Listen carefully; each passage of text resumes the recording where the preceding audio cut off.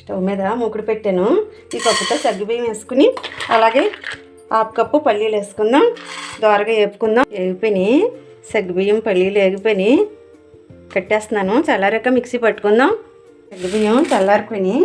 అలాగే ఒక 10 మిరియాలు వేసుకుని మిక్సీ పట్టుకుందాం. మెత్తగా మిక్సీ పట్టేసాను. మెత్తగా పట్టుకుంటే జల్లెడి పట్టక్కర్లేదు, లేకపోతే పట్టుకోవాలి జల్లెడి. మెత్తగా మిక్సీ. కొబ్బరికాయ కొట్టుకున్నాం కదా, చిన్న చిన్న ముక్కలుగా కట్ చేసేసాను. ఈ ముక్కల్లో ఒక గ్లాసు వాటర్ పోసుకుని మిక్సీ పట్టుకుందాం. కొంచెం పోసుకుందాం. మిక్సీ పట్టుకుంటూ కనవ నీళ్ళు పోసుకుందాం. మెత్తగా మిక్సీ పట్టేసాను. ఇప్పుడు వడపోసుకుందాం. పాలన్నీ పిండేసాను. ఈ పిప్పు కూరల్లోకి వాడుకోవచ్చు మనం. ఆ పాలు పాయాసం. టమాటాలు ఉడకబెట్టేసాను. తొక్కు వలిసేసుకుని మిక్సీ పట్టుకుందాం. మనం కొబ్బరి పాలు తీసుకున్న పొట్టు కొబ్బరి ఇది. టమాటా వేసేసుకుని మిక్సీ పట్టుకుందాం. ఇవి సగ్గుబియ్యం. ఈ గ్లాస్తో 1/2 కప్పు తీసుకున్నాను. 3 గంటలు నానబెట్టాను. ఒక గ్లాసు వాటర్ పోసుకుని ఉడకబెట్టుకుందాం. ఆలుగడ్డ ఉడకబెట్టాను. ఒక ఆలుగడ్డ ఉడకబెట్టాను. కొబ్బరి తీసేసాను.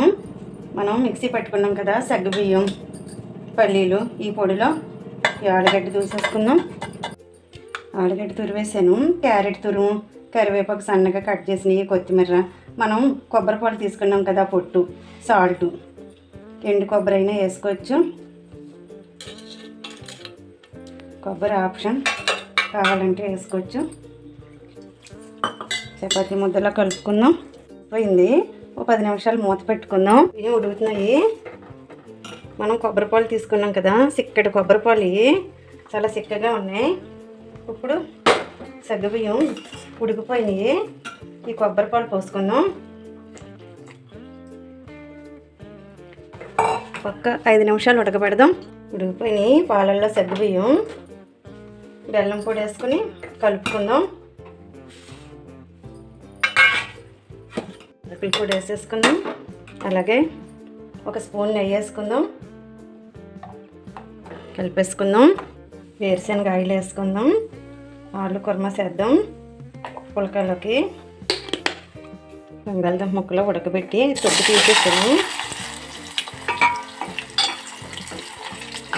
కరివేపాకు వేసాను.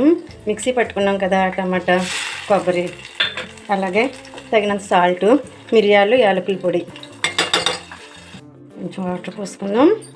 అలాగే కొత్తిమీర వేసుకుందాం. మూత పెట్టుకుందాం. కూర రెడీ అయిపోయింది. స్టవ్ ఆపేసుకుందాం. ఇప్పుడు మనం పొరాటా చేసుకుందాం. కలుపుకున్నాం కదా మనం పిండిని.